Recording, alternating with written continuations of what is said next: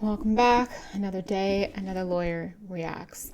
This one is apparently a unit that got set on fire.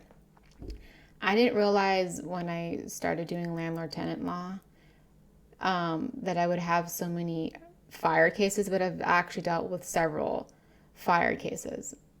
It's weirdly more common than you would think. But anyways, let's see what happened. This is the plaintiff, Kizzy Lewis.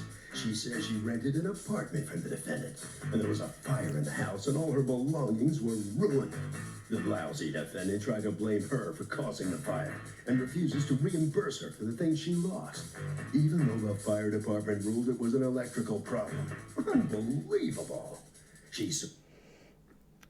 The fire report is actually very important. What the fire department finds as a ruling on a fire is very important to any case. For $2,685.40, the value of her ruined belongings. It's pretty low. This is the defendant, Terrence Locke. He says the plaintiff stopped paying rent, was using the system to live for free while an eviction process took place. And despite of all that, he's sorry her things were ruined by a fire. A fire which was not caused by faulty electrical wiring. That looked weirdly aggressive. He tried to help this young girl out, and look what happened. He's accused of burning up a tenant.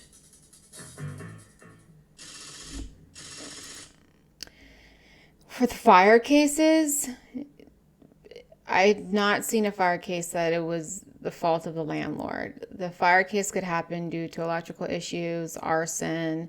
I had a case where the tenant left a candle burning and left that apartment and forgot to blow out the candle, and the candle set the curtain on fire that set the window on fire and set the entire apartment, the entire bedroom on fire, and smoked out the rest of the apartment. So very rarely I've not seen a case where it was like the fault of the landlord that there was a fire. But that being said, it'll be interesting to see what both of the sides come up with.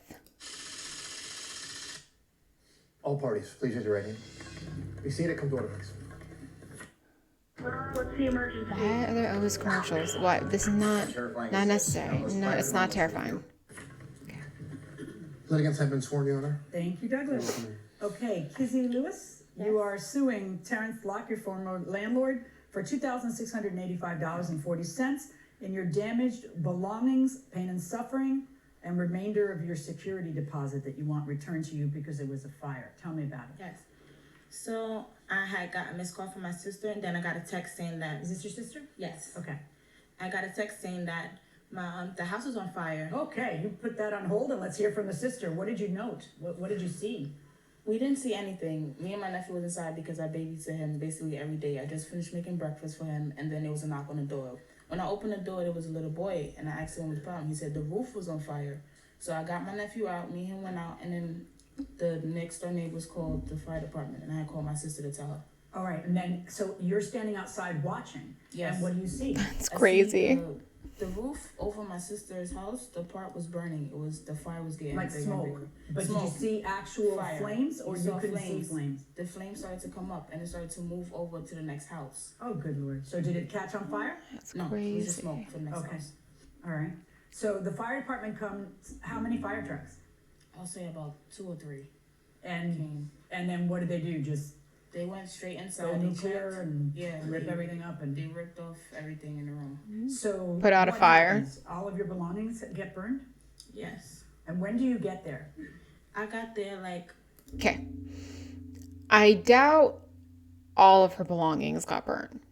If the roof was on fire, which thank goodness for the little boy who came and notified them that the nephew and the aunt could get out. But to say that everything caught on fire, that's very unlikely because the fire department comes out pretty fast and extinguishes a fire. Very, very unlikely that everything she owned burned up. But, oop, I just shifted it. Let's see what happens. around 5, and I went inside, and I just saw like basically the ceiling, like on the bed where my son is asleep. So That it would be was very hard for traumatizing. me to just be inside the room to know that like something, if that little boy didn't just knock to let my sister know that my room was on fire, that something could have went totally wrong. Okay, well, I'm gonna make a comment. If you're either side and you're in court, especially, small claims here, your facial expressions matter. You can tick off a judge with your facial expressions. Now, jury trials are a different thing, and facial expressions are critically even more important with the jury trial, but let's just say you're in a small claims court. Be mindful of your facial expressions. He seems like he's dismissing it. It's dismissing her emotions. If you're a mother, I can imagine seeing your kid's bedroom with a fallen ceiling from a fire would be very triggering, because you would just go through the million what ifs. What if my kid was there? What if we didn't know? What if it was a different time of day? What if he was sleeping? What if the little boy never came and warned them? All these things. So it's very valid that she's crying in court and she's extremely upset about the fire. I think that's valid. The defendant maybe thinks she's being a little theatrical. That's kind of the vibe I'm getting from his facial expressions. Which, if that's how he feels about it, that's up to him. But you want to be mindful to not give off that kind of vibe in the courtroom. You want to just be very even keel and mellow. Don't roll your eyes. Don't pace like he's doing. Don't huff and puff. It's not going to help you. I'd like to think that you would notice that there was a fire going on eventually, because people would knock on your door and the fire trucks would come. And When the firefighters went inside the room, the remark to me when they came out was, when you inside the room, you don't smell anything. You don't see anything. You don't smell anything at all. So that's why me and my nephew we didn't know anything was happening. how did the kid who knocked on your door find out there was something going on? He must have seen it from outside. Yeah, he saw it from outside. Everybody else saw it from outside, but from inside the house, you couldn't tell Makes what was sense. happening. So what happens? You go in and what do you see? I go in, I see a hole through my roof. I see like the wood, the ceiling just basically on my bed. My TV just smashed. My whole room just rearranged. Like I just did like a whole bag of laundry. Like all that is just under rubble. And Do you have pictures? yes, Here, I think I've got them up here. Is this your room? yes, What's the thing in the center? that's a cable wire. This That's white thing. my conditioner. That's my conditioner. Okay. Your conditioner survived? Looks like a candle. Wow, this is the ceiling above you? Yes, Did they issue a report and find a cause for the fire? yes, they Let me did. see. They ruled it electrical malfunction, electrical wiring. Malfunction of electrical wiring. Okay, but why? Like, do they know what happened? They didn't really say when I was there. Can I see the report? Yeah. When on the paper it says that it was ruled electrical. It was electrical wiring, electrical malfunctions. But Okay, I don't- hold on. Cause of ignition. That's what starts the fire. It says under investigation. Is there a subsequent report? I have a report. So there might be multiple fire parts. There might be an initial one. There might be a subsequent one after they do their investigation. So here, what ignited it seems to be an electrical fire. What caused the ignition is unknown. It could be that something shorted the panel. Could be that someone tampered with it. That's probably what's in the supplemental report. So the fire is what caused it was an electrical fire. What caused that thing to spark, or what caused the electrical fire itself, etc., that might be part of an ongoing investigation. And it just could be accidental, could be old age, could be misuse, could be a number of different things. But it's not uncommon that there's 2 fire incident reports. A follow-up or from a different I have a expert? report from my adjuster who got it from the company who does my insurance, Got it. who says there was no cause. They couldn't find it. Well, there's a cause, they just can't find it. Well, All right, why? Factor contributing to ignition, electrical failure, malfunction, or other. That's kind of saying they don't know what caused it. And something caused it's it. not electrical cause. Reference is made to the above. Please be advised, we are the public adjusters representing Mr. Locke. Mr. Locke Insurance Company, Liberty Mutual, sent Yeah. a no, give me the fire investigator's report. I'm not gonna take this. You could have typed this, and by the way, there's some misspellings in the adjusters. I mean, I need the fire report from the adjuster. You said there was another fire report? That is what he gave me in the last minute, and I ran and got $125 to go into the fire department to get I know. the original report. You know how easy it would be for him to get it from the Because fire I investigator? know what the fire marshal from Liberty Mutual said to He's me. not a fire marshal. He's an An investigator, for investigator Liberty who's Mutual. been doing this for 30 years. He Yeah. told me. Oh, that's great. Can I hear from him and not you and not the adjuster? I want to hear from him. I want to see his report. Unfortunately, at this time, All Judge. right, maybe we'll be able to take a recess and get you access to a phone and a computer and you know, someone from our staff, and maybe we'll be able to get it. Let's put a pin in that a second. That's So common. you come They might home give him and time what to find happens? it. I come home and I was crying, and he was trying to apologize for like what happened, and I didn't want to hear it because when I was at work, like I felt he basically was trying to blame me for the fire. He's How like, was he blaming you for the fire? He's like, oh, I felt like he's kind of blaming me because he was like, oh, there's a fire. Somebody told me that there's a fire coming out of your room. Can you check it out? Can you How's check that what's blaming you? happening? That's precautionary. What is he Yeah, supposed to do? I understand, but I mean, you know, because it kind of was right above your room. I mean, that's not. Can you please go check it out? Is not at that blaming moment, you. at that moment, I didn't know that. At that moment, I didn't know that. I just assumed because she said like the house was on fire, so I'm assuming like the top floor, not exactly the roof over my Okay, room. okay. So, you know, so So you didn't want to hear him saying, "Gee, I'm so sorry this happened," and then what happened? no, because I mean to say Okay, so when you you move text me, you out. could have asked me, was everybody all right, okay? stop and listen. You move out, obviously. And today what you're suing for is your bed, 2 dressers, your clothes and shoes, the television, the remainder of your security deposit. What does that mean? Why not your whole security deposit? Had you not paid rent? Why controls? I did.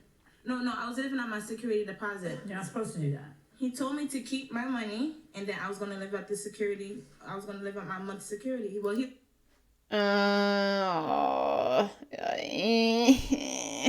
I don't. Okay. Typically, I gotta take off the glasses. Typically, the security deposit is not for last month's rent, and a lot of leases will say this is not for last month's rent. Then this is what is annoying for both sides. Well, he said to do this. At bare minimum, have a text message that talks about that. Maybe they will. Maybe I jumped ahead of myself. But when you have a security deposit, the lease usually says what it's for. In the event that there's a fire, a lot of the times your rent ends the day of the fire because the thing's basically been destroyed. So what you've contracted to lease, in this case, the house or the apartment, whatever it is, it's been destroyed by the fire. It's uninhabitable. She's going to move out. And fixing that, that's a lot of work. For one, the ceiling caved in. For two, it might require permits to fix it. Permits in many jurisdictions take forever to get. So her moving out seems to be fine. They both can mutually agree that the lease is over, or on its face, it might be over for the fact that the thing is destroyed. It's been subject to a fire and she can't reasonably live there. The security deposit part, we'll see what happens. She wants part of it back. But before this fire even happened, right, they seem to have some sort of discussion about her using the security deposit for rent. So before the fire even happened, she anticipated she wasn't going to pay last month's rent and she was going to move out. So I don't know. But usually the security deposit, the landlord keeps it until the day you move out and then disposes of it, either if you have back due rent or other charges or there's damages to the unit, etc. So when you have a security deposit, it just makes it extremely complicated. If you have the tenants eat through it, then they have to credit it back. Or you go, okay, for the last month's rent, well, you just don't have to pay rent. You can do it, it's your prerogative anyways, but it does make it extremely complicated. And for a landlord, like let's say this fire never happened and she left the last month. If you let her use a security deposit last month rent and then you finally get in the unit and you find that there's a bunch of damage to it, well, you don't have the security deposit. and you missed last month's rent. So just, be mindful in how you're dealing with the security deposit going forward. Give me a 30-day notice. Did you tell her that? No. I can't I imagine. didn't tell her anything because I told her I couldn't take any more money from her legally because I started an Because you started eviction, you notice. wanted, but why did you start the eviction? Because of her and her sister, I was nice enough to move them in. When she came to me with her mother at her young age, when I checked her credit report, it was very low. She had a hand-me-down job working at some fast food restaurant or what have you. So I said, Okay. Working at a fast food restaurant, I don't know what a hand-me-down job. I don't know what that means. I've never heard of a hand-me-down job. I've heard of people maybe working in the same place as their parents. Maybe they were able to get a job because they had a friend or family member in the company. But a hand-me-down job, like they were working fast food. Okay, she was young. He admits that. She didn't have a great credit score, probably because she's young. Okay, so to hold that against her is not nice. And then for her to have a job and be gainfully employed at a fast food restaurant is better than the woman not having a job. Which, that's like rude. That doesn't seem necessary. Now, if you go, hey, she had a job working at a fast food restaurant, she only made X dollar amounts and didn't have a good credit, so maybe the mom co-signed or something like that. Okay. Yeah, because fast food restaurants may not pay enough money to qualify to rent this house or this apartment. I understand that. But the way he's characterizing it is just like not necessary. It seems a little rude. you have your son. This is not what I'm really going to do, but being that you came with your mother and you said your back was against the wall, I helped you and moved her in, being a nice guy. But was she charging rent? She paid rent for about 3 months on time. And then after that, it was give me this. When she wanted to, she had the nerve to go on vacation when the rent day was 2 days. She called me. I kept calling her, where's the rent? You know, she tells me, well, I'm on vacation and I can't get good phone reception. I'll see you when I get back. And that's when I started. I said, you know what? I've had it with her. I've had it with her sister moving in. People are complaining that she's doing things in the... Okay. So I don't know how long she's lived there for. A few of those things. If you have a lease, whoever's on the lease should be living there. If you have additional occupants, you should be running those by the landlord for the landlord to approve or not approve of. So if you move in and it's you and your son, and then you move in your sister, that's not cool. The sister earlier said that she was babysitting every day, and maybe that's true. And for that case, the landlord, I don't see has grounds to evict them if the sister has somewhere else to live. And in this case, the sister is babysitting the nephew, which really helps the tenant so that the tenant can go out and work. The second part of that, the vacation. I saw this a lot during COVID where tenants didn't pay rent and then they went on vacation. And then just said, like, I can't pay rent. I don't have to pay rent. If you go on vacation, that's great for you. I don't want to hold anyone back from vacation. But going on vacation is not an excuse for you to not pay your rent on time. And if you want to go on vacation and you don't have the ability to pay rent and go on vacation, that's a decision you have to make. But you signed a contract knowing that you're going to be financially responsible to pay rent every single month, likely on the first day of the month. So I can see his frustration, and she paid 3 months, perfect. And then it was, here's all that I have. Here's a little bit here, here's a little bit there. And there might be some leniency on his part if he sees that she's working really hard. But the fact that she, we'll see what she says, but allegedly said, well, I'm going on vacation. I can't deal with it. That's not cool.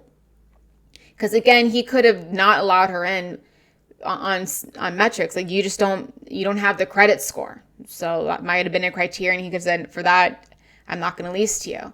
So he's a little rougher on the edges, but maybe there is some genuine aspect that he goes, hey, I see a woman and a daughter, or a woman and her son. She came with her mother, so maybe she's really trying.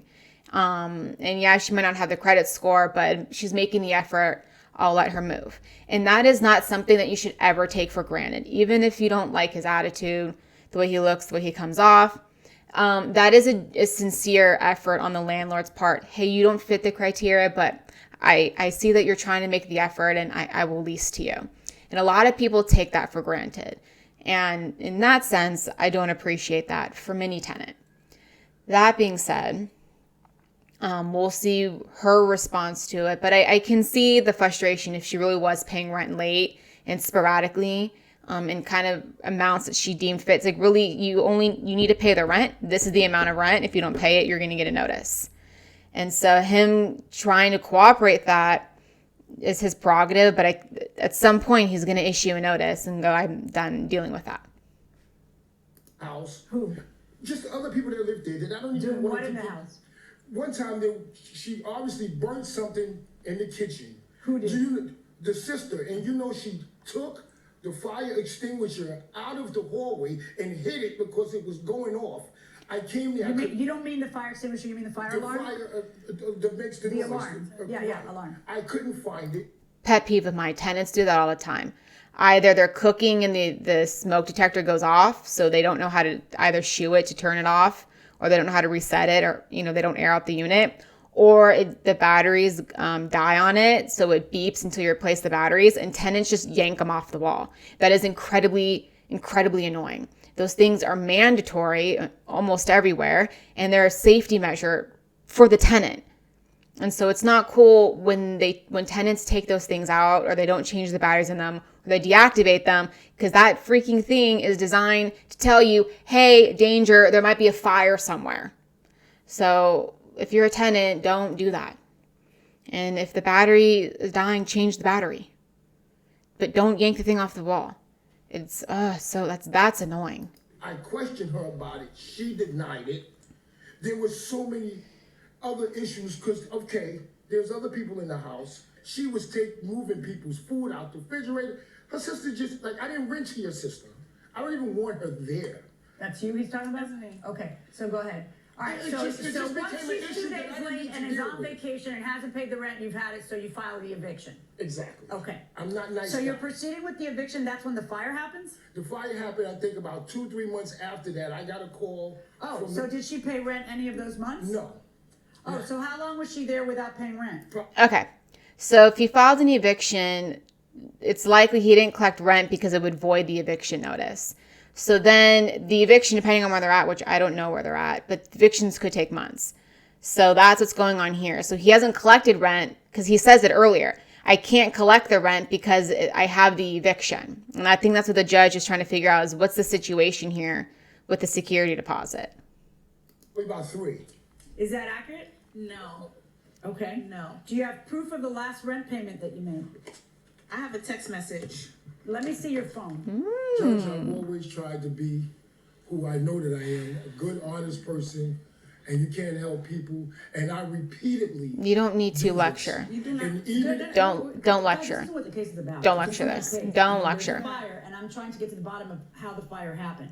I'm also, when I'm doing that, I get worried that the animosity between you two might be a sabotage and that somebody set the place on fire. I get worried about that. Whether it could be you, it could be him, it could be anybody. I have no idea. Okay, well, I don't know if the judge, All the possibilities I don't know if the judge of has what to it go could that be. far to be like, I there's don't think that's it. sabotage. She's in there with the boy, and I don't think that's She's it not because that's your in there with the property. boy at But the I'm time. just telling you, stop. It's not about that. Listen, The judge kind of riled that up. I don't think it was necessary to be like, I think there was sabotage, but okay. you need to cut the drama a little bit. I'm very sorry. You weren't working. You didn't stop. It's either his fault or it's not his fault. You don't have renter's insurance, right? For sure. Stop. I'm not asking you. Do you have renter's insurance? No. Right. So, Ooh, one, do not, if the judge is talking to someone, don't answer for that person. Don't do it. Another thing, renter's insurance.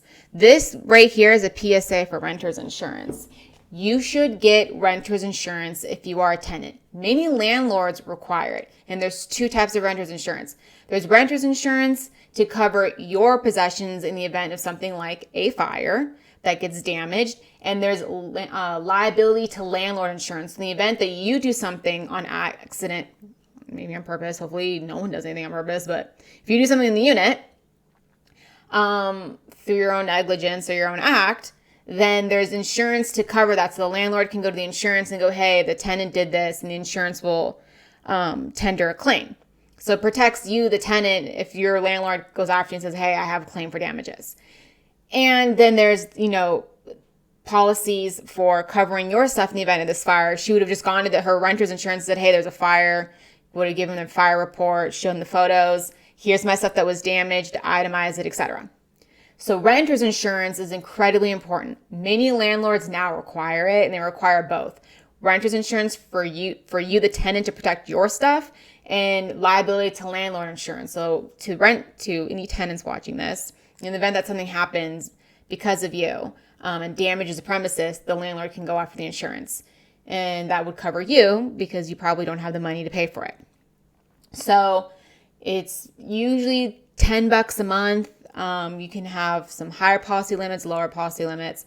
They're pretty affordable policies. You can Google it. There's quite a few insurance companies that have these, but it is definitely worthwhile getting. If you learn anything from this video, you should get renter's insurance, and you can get it anytime. You don't have to be required to get it. You can go, I want renter's insurance.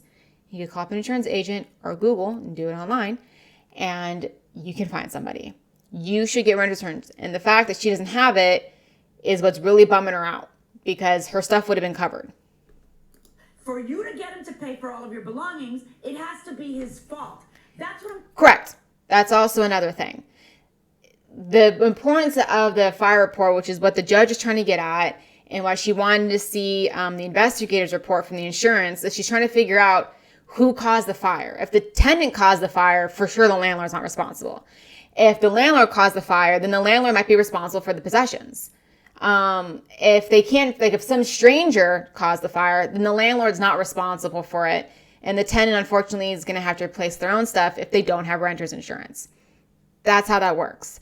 So the fact that it's kind of inconclusive who started or how it's done, they can't point to whether it's tenant, landlord, or a third party, then it defaults to it's no ascertainable fault, and the landlord's not going to be on the hook for paying for the property damage.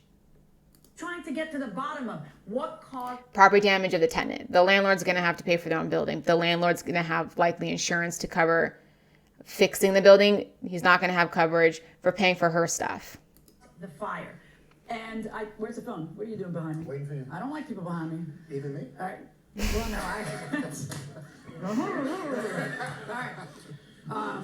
Okay, good. Then at 7:37 in the morning on the 25th, when you're supposed to pay the rest of the rent. Good morning, Kizzy. Like to know if you have the money this morning. If you do, can you please leave it there? Kay. Good morning. Can you actually just take the key and take it downstairs and put it in the table, slide it under the door? Really good. I would appreciate it. I left already. I slid it under the door. What does that mean? The key? What did you mean when you said The money. slid the money under the door? Thank you. And then you ask on June 30th, you say, do you have my package? Yeah, when I see your sister, I'll give it to you. You don't say, where's the rent money for June? So clearly you paid June. Good morning. I'm just wondering if I could pick up the rent today. Okay, July 18th. He's at, what day is your rent due? The 1st or some other day? The 19th. That's an odd day. And it's kind of a a commercial. No. Okay. The 19th or the 18th? The 19th. The 19th. And I give some time Okay, to so the here's issue. July 18th. He says, good morning. I'm just wondering if I could pick up the rent today or tomorrow. And if tomorrow, what time? Good morning. I knocked on your door. I'm trying to pick up the rent. I will not be home till Saturday. You need to call me and tell me a situation and not text me. That's not what people do. To live in somebody else's house, you have to pay rent. You have to be more responsible. I'm waiting for a phone call from you so you can explain why I have to wait a whole week for my rent. Okay, this is Valid. becoming really nice to me. I'm not feeling good about it. I think you got to the point where you think you can do whatever that you want in my house. Don't cuss. He doesn't actually say the whole word. Okay. Listen, I'm on vacation. It's hardly any reception out here. You can do as you please. If I'm not there, I'm not there. And then your answer to him That's saying, very "This is not how blasé. you do it. You don't just leave town and go on vacation, and then you haven't paid me my rent money." Essentially, because he's figuring you're on vacation with his rent money. And you say, is there a problem? Do I need to tell the court that you're harassing me? I'm not your child. That's another day. It's another day? Yeah, it's 2 days later, but what's that about? It was because I was in the kitchen and I was I was washing something, I believe, and he came in at that moment and he put down a microwave next to me, and So she is renting a room or rooms in the house. Because first in the video, they talk about the stuff falling on the son's bed. So I'm thinking the son and the mom have two different rooms. But it might be very well, since there's only one photo, it might just be that they share a bedroom, her and her son. But they live together. It is very tricky. It is extremely tricky to be housemates, landlord, tenant. Very tricky. said, I'm leaving, I'm exiting, and he steps in front of me to prevent me from leaving, asking me if I'm not gonna leave his place, if I'm not gonna leave. So I'm not answering. I'm like, why are you blocking me from leaving? And I'm like, so I'm gonna take out my phone and record you if you're not gonna get in my way. So that's when he steps to the side. Yeah, it's on. Okay. Is this it? Yes. You just stepped in front of me, stopping me to move in front of you. Okay? I don't care about your nephew. I don't care. Tom, open the door. No, you didn't have to step in front of me, blocking me to pass. Are you crazy? Are you crazy? Do not do that. Don't ever do that in your life. Don't ever. This is just yelling. No, don't ask me anything. Don't stop me from passing. That's my point. Yes, you did. She doesn't capture it on the video. Okay, that's supposed to tell me what? That they're just yelling. He moved out the way because I wasn't. He moved out the way when I was talking about the recording. So okay. but me mentioning it and showing you was. I need to find out what caused the fire. Yeah, we've gone on This so many report tangents that are not does relevant. Say faulty wiring caused the fire, and I want to see if I can shed some light on what the fire department wrote in this one. We are in recess. Welcome back to the People's Court, Harvey Levin here. So, is it the landlord's fault if does he have to pay if there's an electrical fire or something like that? And but he wasn't on notice of it. He didn't do anything wrong. I wouldn't say it's his fault, but it's his responsibility. So it is his responsibility. Okay, what do you say? I would say it's the landlord's fault because that's part of the properties, right? The statement. Landlord should be aware of anything that's going on around the house or the. Fair enough. Fair enough. Okay. If you're not aware of something, you're not aware of something. So if there's been issues with maybe breakers blowing out, things being overloaded,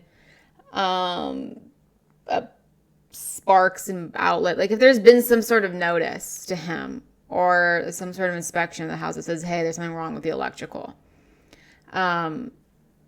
yeah, he might be on notice. But you would have to prove that the landlord knew there was something wrong with the electrical system, which maybe he did, maybe he didn't.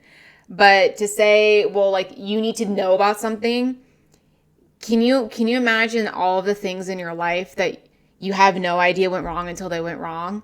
Like, for instance, you had a car, and then one day you got a flat tire, and like you went to the tire shop, and they go, you should have known that there was a nail in your tire. You're like, I didn't know there was a nail in my tire till I knew there was a nail in my tire. And now it's flat and I need a new tire. So it sounds like great in theory, like you know everything, but also if you're not an electrician, what do you might not know anything about electrical or what to check for. So that I think is like a really broad thing to say about someone. And not just a landlord tenant, but like what if you were a homeowner yourself? Like you don't know everything that's going wrong with the house or could go wrong. It could be completely fine and then something one day stresses the electrical system and causes a fire. Who knows?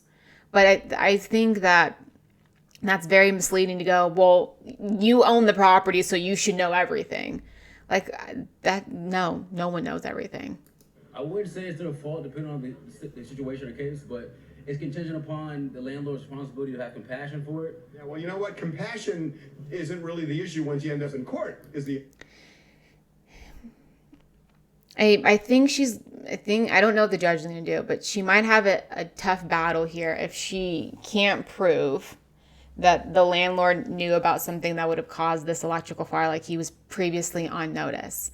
And if they have a report where they go, hey, we can't figure out what caused this fire, or it seems to be electrical, but they don't know what caused the electrical, I don't see how they're going to be able to pin it on the landlord as something he should have known about.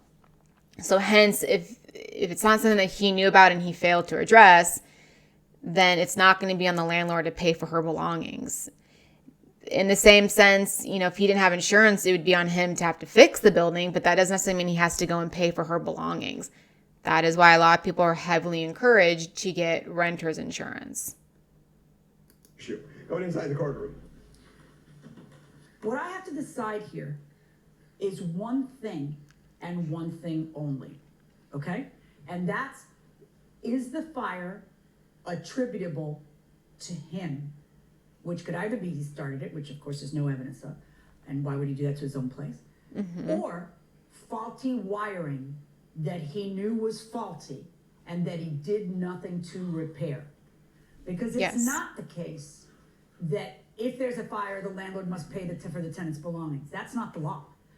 You have to be able to point to something that he did, repairs on a roof that he never took care of, and that's what caved, or, repairs on electrical he had noticed were a problem, and yet he did nothing about it. And I'm not saying that here. In fact, we spoke with the insurance company. Ooh. The report that he doesn't have, do you know what that thing says? Yes. Now you know. Now I know. Now you know, in the recess. But here's what caused the damage, according to Liberty Mutual's, not his private adjuster who has his best interest at heart, but Liberty Mutual. Crawl space between second and third floor, animal nest.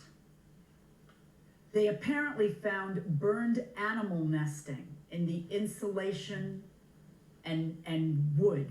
And somehow this was a contributing factor, whether it's that there's an animal living up there. Did you ever hear like squirrels or anything, or raccoons, or they were nesting in there and probably biting at the electrical. That's probably how it started. But I don't know. But I don't need to know. What I need to know is there any evidence in the case that it's his fault? And if it's not, then you're back to the renter's insurance situation like any other tenant, and that's what would compensate you for your problems, with the exception of the rent. Because if you, whether or not it's your fault, if you can't provide a habitable place for her from August 14th through August 19th, then you have to return the security deposit, the remaining portion of that security deposit. So as to her lawsuit against you, for the reasons I've described, you owe her $125 for the remainder of the rent. That's my verdict. Good luck, folks.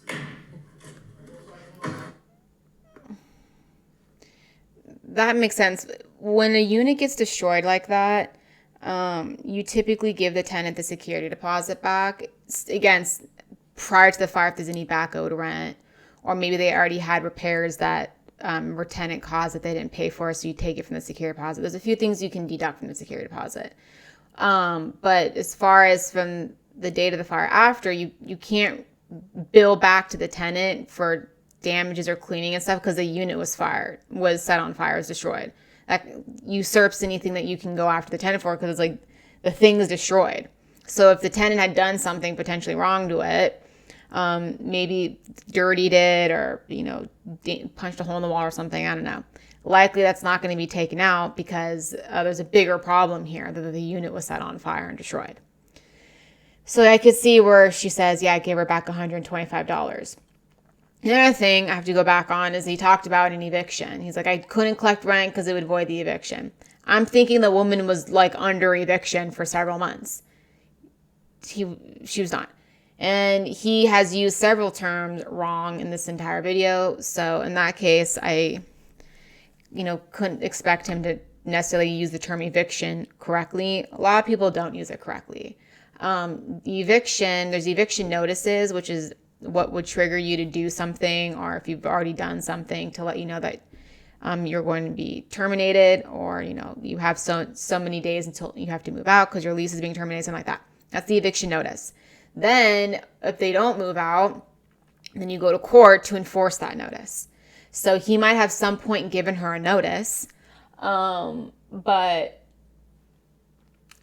there wasn't like an eviction case against her, so that was also misleading against her. And like I say, it is tough having landlords and tenants be roommates.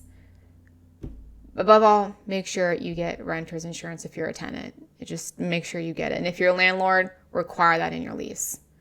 Put in the lease. Renter's insurance and liability to landlord insurance. That's all I have to say. Thank you.